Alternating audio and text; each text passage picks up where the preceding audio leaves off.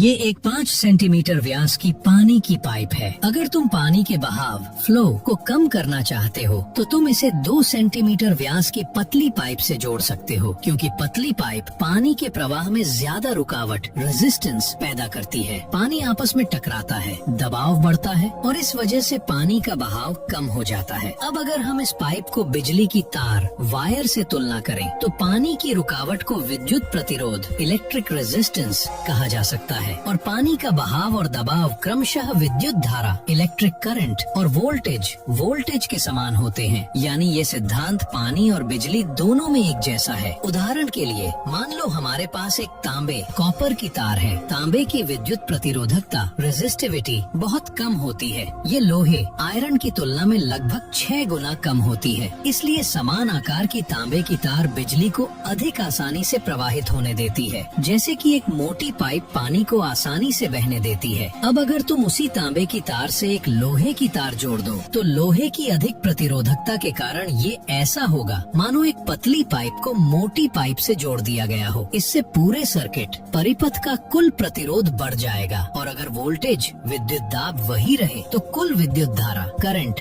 घट जाएगी। इसे और अच्छी तरह समझने के लिए एक छोटा प्रयोग किया जा सकता है। मान लो तुमने एक छोटे वॉट का बल्ब एक ज्यादा वॉट वाले सर्किट में जोड़ दिया। जैसे ही बिजली प्रवाहित होगी ज्यादा धारा छोटे बल्ब से गुजरेगी, जिससे वह फट एक्सप्लोड सकता है। लेकिन अगर तुम उसी सर्किट में एक अधिक प्रतिरोध वाली लोहे की तार जोड़ दो तो पूरा सर्किट का करंट कम हो जाएगा और छोटा बल्ब सामान्य रूप से चमकेगा। यही है विद्युत प्रतिरोध इलेक्ट्रिकल रेजिस्टेंस का सिद्धांत। इसे सही तरह से उपयोग करने के लिए तुम विभिन्न प्रतिरोधकता वाली सामग्रियों से उचित लंबाई की तारें काटकर उन्हें सर्पिल स्प्रिंग जैसी आकृति में मोड़ सकते हो और ऊपर से एक इंसुलेटिंग कोटिंग चढ़ा सकते हो और इस तरीके से तुमने रेजिस्टर का आविष्कार कर लिया। हमें एक पीसी की जरूरत है और इसमें थोड़ी सी आपकी मदद चाहिए। 5, 10, 50, 100 आपसे जो हो सके हमारी मदद के लिए सहयोग कर सकते हैं।